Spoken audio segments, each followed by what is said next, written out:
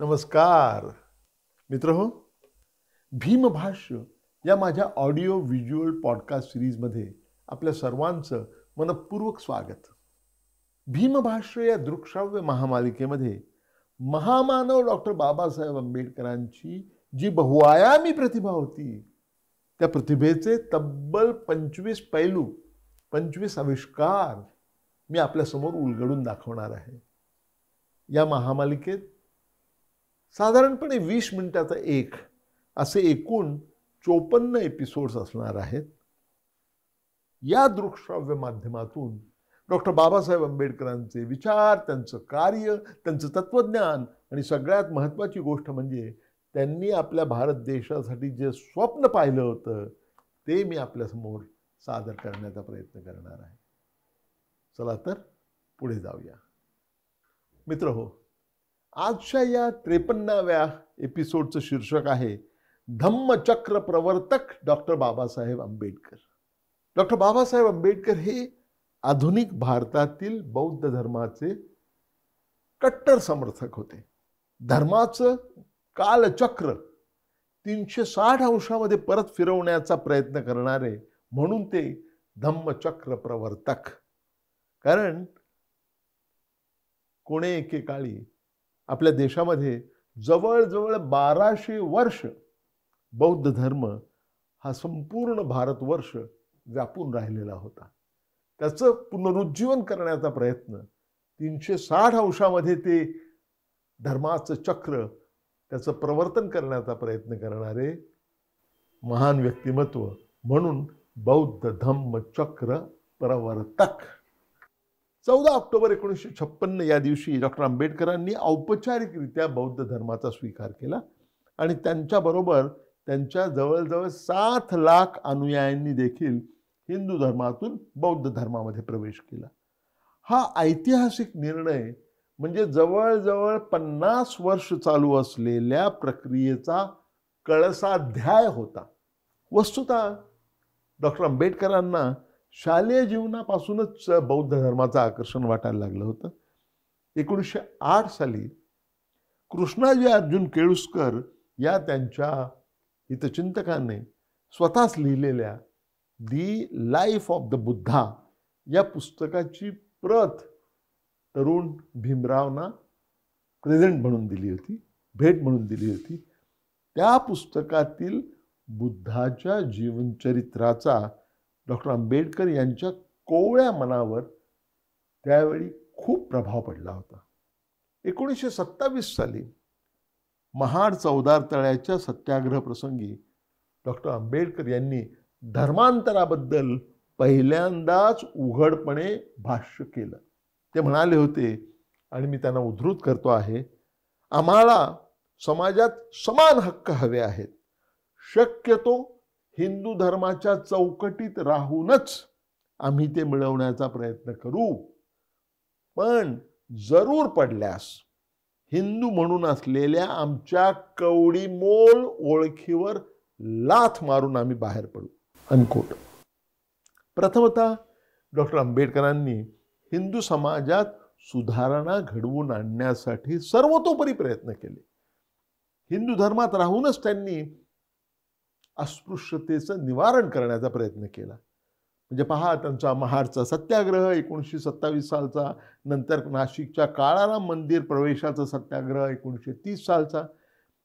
ही दोन्ही जी उदाहरणं आहेत ते हिंदू धर्माचं परिवर्तन घडवण्यासाठी त्यांनी केलेल्या प्रयत्नांची ही ठळक उदाहरणं आहेत. अंतिमतः खेदपूर्वक डॉक्टर बाबासाहेब आंबेडकरांना उमगलं की सवर्ण हिंदूंचा दृष्टिकोन बदलणं अशक्यप्राय आहे आणि म्हणून त्यांनी हिंदू धर्माचा त्याग करण्याचा निर्णय घेतला. ऑक्टोबर 1935 मध्ये डॉक्टर बाबासाहेब आंबेडकरांनी ती धक्का देणारी घोषणा केली, ज्याने संपूर्ण देश हादरला होता. ते म्हणाले, मी त्यांना उद्धृत करतो आहे, मी हिंदू अस्पृश्य म्हणून जन्माला आलो, पण मी हिंदू म्हणून मरणार नाही. अनकोट. 1936 मध्ये डॉक्टर बाबासाहेब आंबेडकरांनी धर्मांतरासाठी मुस्लिम ख्रिश्चन आणि शीख या 3 पर्यायांचा विचार केला. या 3 पर्यायांपैकी मुस्लिम किंवा ख्रिश्चन धर्माचा स्वीकार केल्यास दलितांमधली राष्ट्रीयत्वाची भावना जी आहे ती क्षीण होईल आणि त्यामुळे स्वातंत्र्य लढा बलहीन होईल. त्या उलट शीख धर्म स्वीकारल्यास ते म्हणाले या देशाच्या भाग्याला हानी तर पोहोचणार नाहीच, उलट देशाचा भाग्योदयच होईल अनकोट, असं त्यावेळी त्यांना वाटत होतं. आणि याच भावनेतून मे 1936 मध्ये त्यांनी आपला पुत्र यशवंत आणि पुतण्या आणि काही काळानंतर इतर 13 अनुयायी यांना शीख धर्माचा अभ्यास करण्यासाठी त्यांनी अमृतसरच्या सुवर्ण मंदिरात पाठवलं. पण अल्पावधीतच डॉक्टर आंबेडकरांनी शीख धर्म स्वीकारण्याचा विचार सोडून दिला. शीख धर्म स्वीकारण्यातून दलितोद्धार साधला जाण्याची शक्यता त्यांना वाटेना, कारण शीख लोकांमधील अस्पृश्यांनी जाट लोकांकडून त्यांच्यावर होणाऱ्या अत्याचारांचा पाढाच त्यांच्यासमोर वाचला. आणि मग डॉक्टर आंबेडकर यांच्या मनातला हिंदू धर्माचा त्याग करण्याचा विचार त्यांनी सोडला आणि आपलं लक्ष राजकीय लढ्यावर केंद्रित केलं. पुढे मुंबई येथे अस्पृश्यांच्या एका मेळाव्याला संबोधित करताना, तो दिवस होता ऑगस्ट 28, 1937, डॉक्टर आंबेडकर यांनी हिंदू धर्मातील धार्मिक सणवार साजरे करण्याचं बंद करावं असं आपल्या जनसमुदायाला आवाहन केलं. धर्मांतर निश्चितपणे होईल असं त्यांनी आश्वासन दिलं, परंतु या साऱ्याचा नीट अभ्यास होणं आवश्यक आहे असं त्यांचं प्रतिपादन होतं. ते म्हणाले, आणि मी उद्धृत करतो आहे, संपूर्ण अभ्यासांतीच नवा धर्म स्वीकारण्यात येईल अनकोट. दरम्यानच्या काळामध्ये भारतीय समाजाच्या इतिहासावर परिश्रमपूर्वक संशोधन केल्यानंतर डॉक्टर आंबेडकर अशा निष्कर्षापर्यंत येऊन पोहोचले की बौद्ध धर्म भारतात 1200 वर्षांपेक्षा अधिक काळ प्रबळ असतानाच्या काळात भारतीय समाज एकसंघ होता, एकजूट होता आणि जन्माधारित जातीभेदापासून तो मुक्त होता. मद्रासमधल्या मद्रास रॅशनल सोसायटीमध्ये बोलताना, तो दिवस होता 24 सप्टेंबर 1942, डॉक्टर बाबासाहेब आंबेडकर म्हणाले की हिंदी इतिहासाच्या विद्यार्थ्यांनी एक मूलभूत गोष्ट ज्याचा इतिहासकारांना साफ विसर पडलेला दिसतो ती त्यांनी नेहमी ध्यानात ठेवली पाहिजे. ती म्हणजे प्राचीन भारतात घडलेला बौद्ध आणि ब्राह्मण यांच्यामधला लढा, याचा इतिहास. काही प्राध्यापकांनी म्हटल्याप्रमाणे हा केवळ एखादा पंथांमधला मामूली लढा नव्हता. सत्य म्हणजे काय यासाठी तो लढा होता. बुद्धाने सत्याची व्याख्या अगदी सोप्या शब्दात समजावून सांगितली होती. इंद्रियांना कळू शकेल तेच सत्य होय. दुसऱ्या भाषेत सांगायचं तर कोणा अधिकारी व्यक्तीने सांगितलेली वस्तू सत्य असं नाही. उलट ब्राह्मणांचं म्हणणं असं होतं की जे वेदांप्रमाणे आहे तेच सत्य. डॉक्टर बाबासाहेब आंबेडकर म्हणतात, बौद्ध हे क्रांतिकारक होते तर ब्राह्मण हे प्रतिगामी. पुढे जाऊन डॉक्टर बाबासाहेब आंबेडकर म्हणतात, जर इस्लाम धर्माने या देशात पाऊल टाकलं नसतं तर आणखी फार काळ ब्राह्मण आणि बौद्धांमधला लढा चालला असता. जगाच्या इतिहासात स्वातंत्र्य, समता आणि बंधुत्व याचा आदेश देणारा गौतम बुद्ध हा पहिलाच मनुष्य निघेल. तो आदेश नष्ट झाला आहे, कारण क्रांतीविरुद्ध प्रतिक्रांतीने विजय मिळवलेला आहे. पुढे जाऊन डॉक्टर बाबासाहेब आंबेडकर म्हणतात, शेवटी राजकारण, समाज, राज्यशासन, धर्म आणि बुद्धिवादात ज्या क्रांतीची मुहूर्तमेढ बुद्धाने रोवली ती पुढे निष्फळ ठरली. डॉक्टर बाबासाहेब आंबेडकर म्हणतात, धर्म आणि राजकारण यांना एकत्र जुंपून चातुर्वर्ण्य ही केवळ सामाजिक प्रथा नाही, ते राजकीय तत्वज्ञान आहे. हे सिद्ध करण्यासाठी मनुस्मृती लिहिण्यात आली. या संपूर्ण कालावधीत डॉक्टर आंबेडकर यांच्या मनातील बौद्ध धर्माकडे असलेला ओढा वाढतच गेला. 1934 साली त्यांनी मुंबईत घर बांधलं आणि प्राचीन बौद्ध राजे यांच्या राजधानीच्या नावावरून त्या घराचं नाव राजगृह असं ठरवण्यात आलं. 1940च्या दशकात डॉक्टर आंबेडकरांनी अनेक शैक्षणिक संस्था स्थापन केल्या आणि त्यांची नावही सिद्धार्थ मिलिंद अशी बौद्ध परंपरांना साजेशीच ठेवली. संविधान सभेमध्ये काम करत असताना बौद्ध धर्मातील अनेक चिन्ह भारतीय प्रजासत्ताक राष्ट्रात अंतर्भूत करण्याच्या कामामध्ये त्यांनी पुढाकार घेतला होता. उदाहरणार्थ अशोक चक्र भारताच्या राष्ट्रीय ध्वजावर घेणे, प्राचीन भारतातला बौद्ध राजा अशोक याचे सिंह राष्ट्रीय मानचिन्ह म्हणून स्वीकारणे आणि राष्ट्रपती भवनच्या चबुतऱ्यावर बौद्ध धर्मातील तत्वांचा शिलालेख कोरणं ही त्याची काही उदाहरणं म्हणता येतील. दरम्यानच्या काळात डॉक्टर आंबेडकरांनी जनता या त्यांच्या पाक्षिकाच्या अंकांमध्ये बौद्ध धर्माचा अर्थ आणि महती यावर लेख लिहायला सुरुवात केली. 1948 साली लक्ष्मी नरसू यांच्या द इसेन्स ऑफ बुद्धिझम या प्रसिद्ध पुस्तकाचं त्यांनी पुनर्प्रकाशन केलं. या पुस्तकात बौद्ध धर्माचा आधुनिक दृष्टिकोनातून अन्वयार्थ दिला असून कर्मावरून पुनर्जन्माची कल्पना खोडून काढलेली आहे.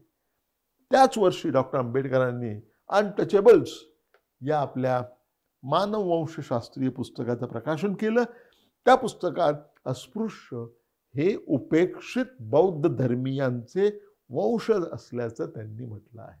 1950 मध्ये डॉक्टर आंबेडकर यांनी the Buddha and the future of his religion या नावाचा लेख द जर्नल ऑफ महाबोधी सोसायटीमध्ये लिहिला. या लेखात त्यांनी बौद्ध धर्म सर्व जगासाठी योग्य धर्म असल्याचा दावा केला.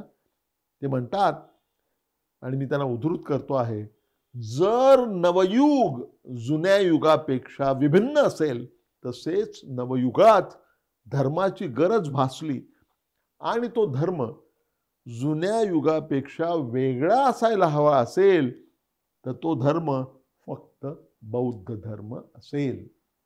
अनकोट असं प्रतिपादन डॉक्टर बाबासाहेब आंबेडकरांनी केलं.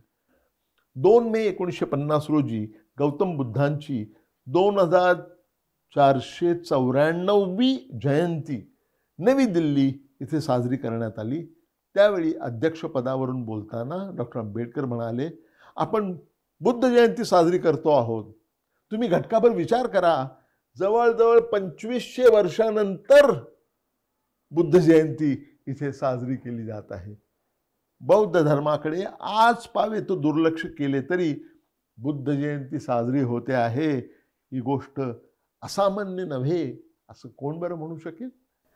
डॉक्टर आंबेडकर आपल्या भाषणात पुढे म्हणतात, आपण अस्पृश्य म्हणून हिंदू धर्मात राहायचं की धर्म बदलायचा या संबंधी विचार करण्याची वेळ आता आलेली आहे.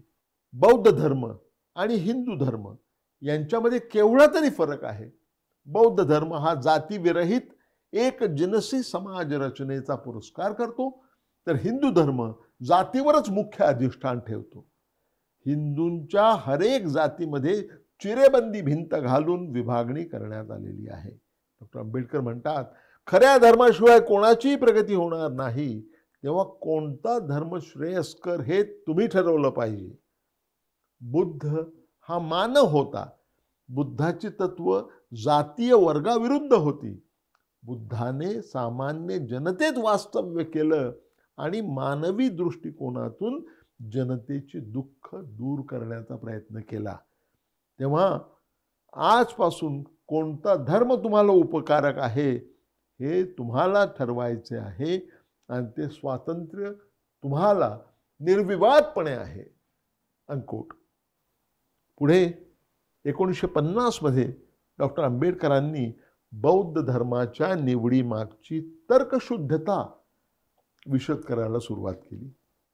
त्याच वर्षी 26 मे 1950 रोजी श्रीलंकेतील कँडी येथे वर्ल्ड फेलोशिप ऑफ बुद्धिस्ट या परिषदेत डॉक्टर आंबेडकर यांनी बौद्ध धर्मातील अष्टांग मार्ग या विषयावर विवेचन केलं आणि याच विषयावरील कोलंबो येथील परिषदेत 6 जून 1950 रोजी डॉक्टर आंबेडकर म्हणाले, आणि मी त्यांना उद्धृत करतो आहे, वैदिक धर्माच्या प्रचारानंतर भारतात 3 वेळा धार्मिक परिवर्तन घडवून आलेले आहे.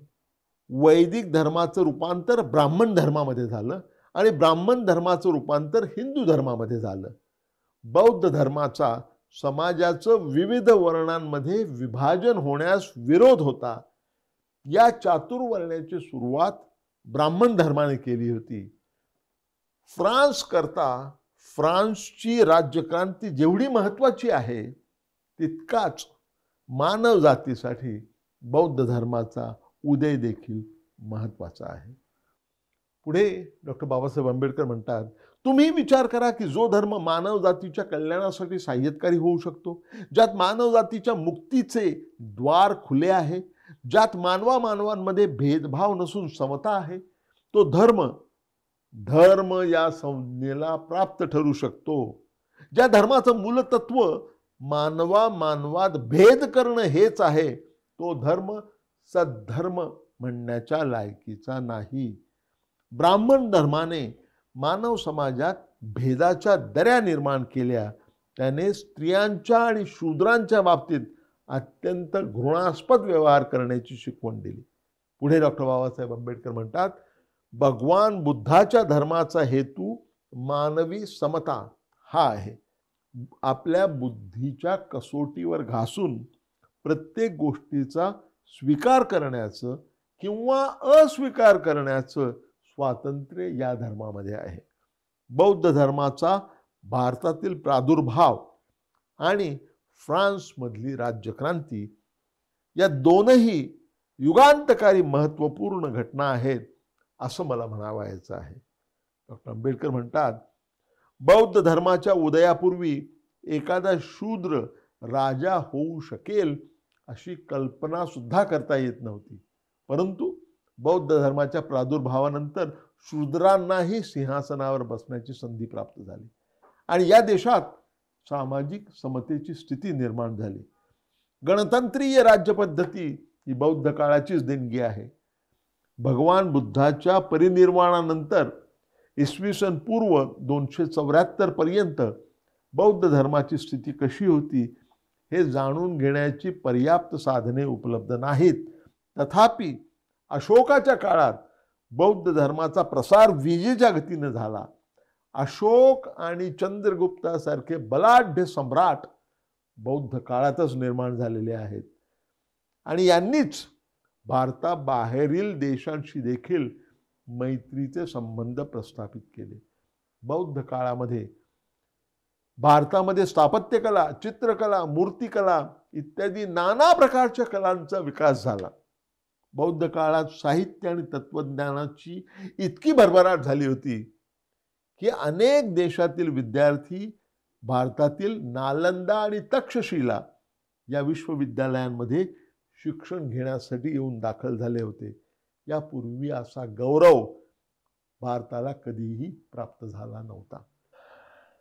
मुंबईला बुद्धविहारामध्ये एका सार्वजनिक सभेत बोलताना 29 सप्टेंबर 1950 रोजी डॉक्टर आंबेडकर म्हणाले, आणि मी त्यांना उद्धृत करतो आहे, ते म्हणतात, जोवर मनाची शुचिता नसेल तोवर दैनंदिन आयुष्यात पापकर्म आणि नीतिमत्तेची अवहेलना करणं चालूच राहील. जोवर माणसाला माणसाशी कसं वागावं हे कळत नाही, माणसांमध्ये भिंती उभ्या केल्या जाणार आहेत, तोपर्यंत भारत संपन्न कधीही होऊ शकणार नाही.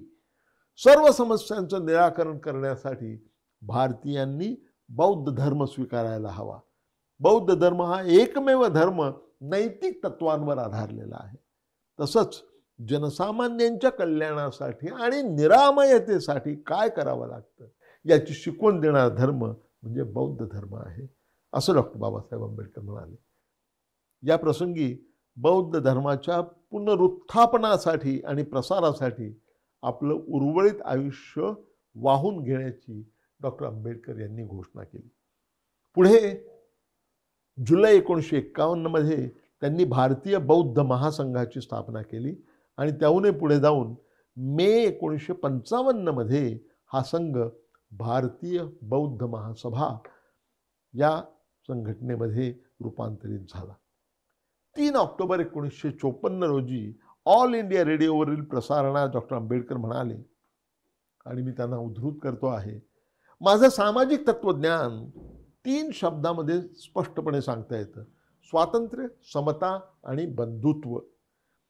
मी माझं तत्वज्ञान फ्रेंच राज्यक्रांतीवरून उचललं असं कोणी म्हणू नये. मी तसं केलेलं नाही. माझ्या तत्वज्ञानाची मुळं राजकारणात नसून धर्मशास्त्रात आहेत. माझे गुरु भगवान गौतम बुद्ध यांच्या शिकवणीतून मी माझी तत्व घेतलेली आहेत आणि माझ्या तत्वांना काही विशिष्ट हेतू आहे. मला धर्मांतराचे कार्य सिद्धीस न्यावयाचे आहे.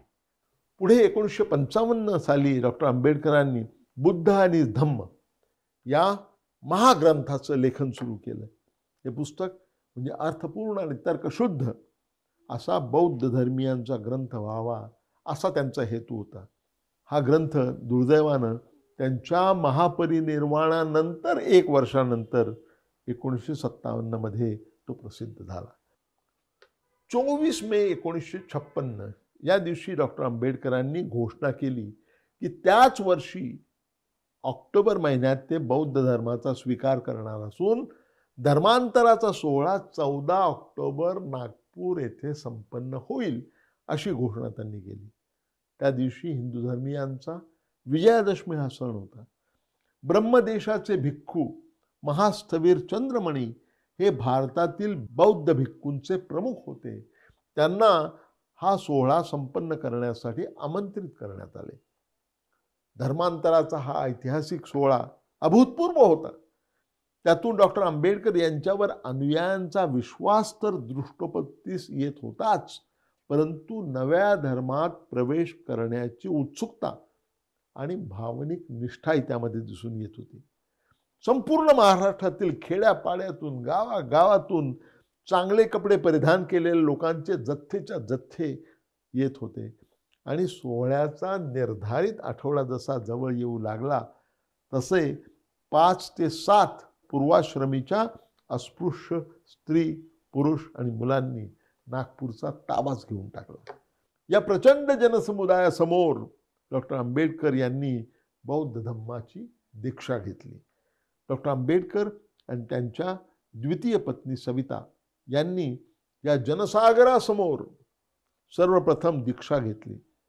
महास्थवीरांनी त्यांना त्रिसरण म्हणजे बुद्ध धम्म व संघ म्हणजे भिक्खूंचा संप्रदाय याच्याशी एकनिष्ठ राहण्याची शपथ दिली. नंतर भिक्खूंनी त्यांना पंचशील आचरणाची म्हणजे 5 तत्व, हत्या करण्यास नकार, चौर्यकर्म, असत्य वचन, अनैतिक लैंगिक संबंध आणि मद्यपान अशी कृत्य न आचरण्याची शपथ दिली. त्रिसरण आणि पंचशील आचार प्रणालीची शपथ घेऊन झाल्यावर डॉक्टर आंबेडकर आणि त्यांच्या पत्नी यांनी गौतम बुद्धांच्या मूर्तीसमोर 3 वेळा वाकून वंदन केलं आणि दीक्षा सोहळ्याची सांगता झाली. डॉक्टर आंबेडकर तिथे असं म्हणाले आणि मी त्यांना उद्धृत करतो आहे, माझा पुरातन धर्म हा असमानता आणि जुलमी अत्याचार यांचा प्रातिनिधिक असल्यामुळे मी त्याचा त्याग केलेला आहे. आज माझा पुनर्जन्म झालेला आहे. मी कधीही श्राद्धाचा विधी करणार नाही. बुद्धाने दर्शविलेल्या अष्टांग मार्गाचे मी कठोरपणे पालन करीन. बौद्ध धर्म हा सत्य धर्म आहे. ज्ञान, सन्मार्ग आणि दया अशा त्रिसूत्री मार्गदर्शक तत्वांच्या अनुरोधाने मी माझं आयुष्य व्यतीत करणार आहे. डॉक्टर आंबेडकर वळले आणि त्यांनी एक अनपेक्षित कृती केली. त्यांच्या 7 लाख अनुयायांना डॉक्टर आंबेडकरांनी स्वतःच शपथ दिली. धम्मचक्र प्रवर्तनाची सुरुवात झाली होती. मित्रहो, डॉक्टर बाबासाहेब आंबेडकरांनी हिंदू धर्माचा त्याग करून जे बौद्ध धर्मात प्रवेश केला या ऐतिहासिक घटनेचं महत्त्व आपण समजावून घेण्याचा प्रयत्न करणं आवश्यक आहे. पहिली गोष्ट म्हणजे जगाच्या इतिहासामध्ये यापूर्वी असं कधीही झालं नव्हतं. जगाच्या इतिहासाकडे नजर टाकली तर मोठ्या प्रमाणात धर्मांतराचे अनेक दाखले देता येऊ शकतील. परंतु ही सगळी धर्मांतरं बळजबरीने म्हणजे बंदुकीच्या धाकानं किंवा तलवारीच्या धाकानं करण्यात आली होती किंवा पैशांचं आमिष दाखवून करण्यात आली होती.